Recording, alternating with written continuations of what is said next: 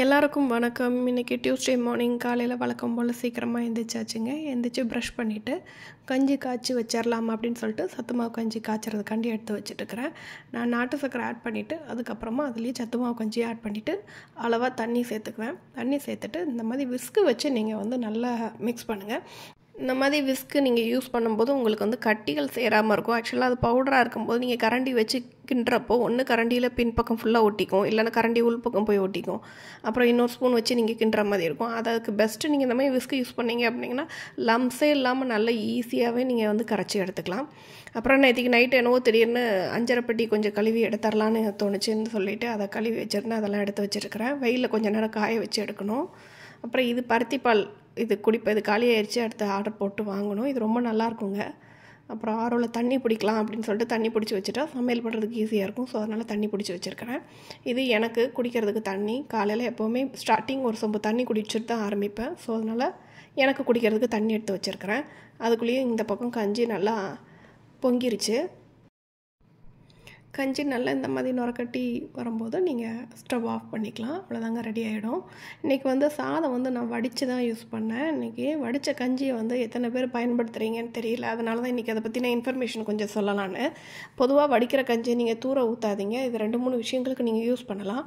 மொதல் விஷயம் நீங்கள் தண்ணி இதை சூடாக வெதுவெதுப்பாக இருக்கும்போதே கொஞ்சம் உப்பு போட்டு நீங்கள் குடிச்சிடலாம். இந்த கஞ்சியில் நிறைய சத்துக்கள் நிறைஞ்சிருக்கு. ஸோ அதனால் நீங்கள் தூர ஊற்றாதீங்க. இதை அப்படியே உப்பு போட்டு குடிக்கிறதுக்கு எனக்கு ப்ளைனாக இருக்குது, எனக்கு பிடிக்கல அப்படிங்கிற மாதிரி நீங்கள் நினச்சிங்க அப்படின்னா கொஞ்சமாக உப்பு, பெப்பர், அப்புறம் கொஞ்சமாக சீரகம் இதெல்லாம் கொஞ்சம் க்ரஷ் பண்ணிவிட்டு நீங்கள் அதில் ஆட் பண்ணி எல்லாமே கொஞ்சம் வெதுவாக இருக்கும்போதே நீங்கள் குடிச்சிருங்க. அப்படி குடிச்சிங்க அப்படின்னா நெஞ்சு சளியெல்லாம் நல்லா இறங்கும்னு சொல்லுவாங்க. அதேமாதிரி நமக்கு இந்த ஃபீவர் சமயங்கள்லாம் ரொம்ப ஸ்ட்ரென்த் இல்லாமல் கொஞ்சம் ஒரு மாதிரி சோர்ந்து போயிருக்கிற டைமிங்கில் இந்த கஞ்சி தண்ணி எடுத்து நீங்கள் உப்பு போட்டு கொடுத்து பாருங்கள். ரொம்ப ஒரு நல்ல ஒரு ஸ்ட்ரென்த் கிடைக்கும். அதாவது அவங்க டீஹைட்ரேட்டடாக இருப்பாங்க. அந்த டைமிங்கில் நீங்கள் இது கொடுத்த உடனே கொஞ்சம் நல்லா எனர்ஜி கிடைச்ச மாதிரி ஃபீல் பண்ணுவாங்க. இல்லை உப்பு பெப்பர் போட்டு எனக்கு குடிக்க பிடிக்கல, அது காரமாக இருக்குது, பசங்க குடிக்க மாட்டேங்கிறாங்க அப்படின்னு நினச்சிங்க அப்படின்னா கொஞ்சமாக கருப்பட்டி தூள் கொஞ்சமாக சேர்த்துக்கோங்க. இல்லைனா நாட்டு சக்கரை கூட சேர்த்துக்கலாம். சேர்த்துட்டு தேங்காய் நல்லா ஃபைனாக துருவிட்டு நீங்கள் ஒரு வாட்டி அரைச்சிக்கோங்களேன். அரைச்சிட்டு இதில் நல்லா சேர்த்து கொஞ்சம் கெட்டியான மாதிரி இருக்கும். அது ஒரு மாதிரி ஒரு இனிப்பாக பாயாசம் மாதிரி ஒரு ஃபீலாக இருக்கும். அதை நீங்கள் நல்லா ஆற்றி பசங்களுக்கு கொடுத்துடலாம். அப்படி குடித்தா கூட அதுவுமே நல்லது தான். அதுவுமே நல்ல ஸ்ட்ரென்த்து தான் பசங்களுக்கு. இதை நீங்கள் ஹேருக்கு கூட யூஸ் பண்ணலாம். முன்னாடியெல்லாம் சேக்காய் இதில் மிக்ஸ் பண்ணி தான் தலைக்கு தேய்ச்சி குளிக்க வைப்பாங்க. ஹேர் ரொம்ப சாஃப்டாக இருக்கும். இப்போ நம்ம சேக்காய் யூஸ் பண்ணுறதில்ல. அதனால் நீங்கள் டேரெக்டாக உங்கள் ஹேரில் இந்த கஞ்சி தண்ணியை நல்லா போட்டு கொஞ்சம் நேரம் ஊற வச்சுட்டு அதுக்கப்புறமா ஏதாவது மைல்டு ஷாம்பு போட்டு கூட வாஷ் பண்ணுங்கள். நல்ல ஒரு ஷைனிங்காக இருக்கும். உங்களோட ஹேர் ரொம்ப நல்லாயிருக்கும். நீங்கள் ஹேருக்கு யூஸ் பண்ண போகிறீங்க, காலையிலேயே நீங்கள் அதை யூஸ் பண்ண முடியாது அப்படின்னா அது நல்லா ஆறிடுச்சுன்னா கட்டியாயிடும்.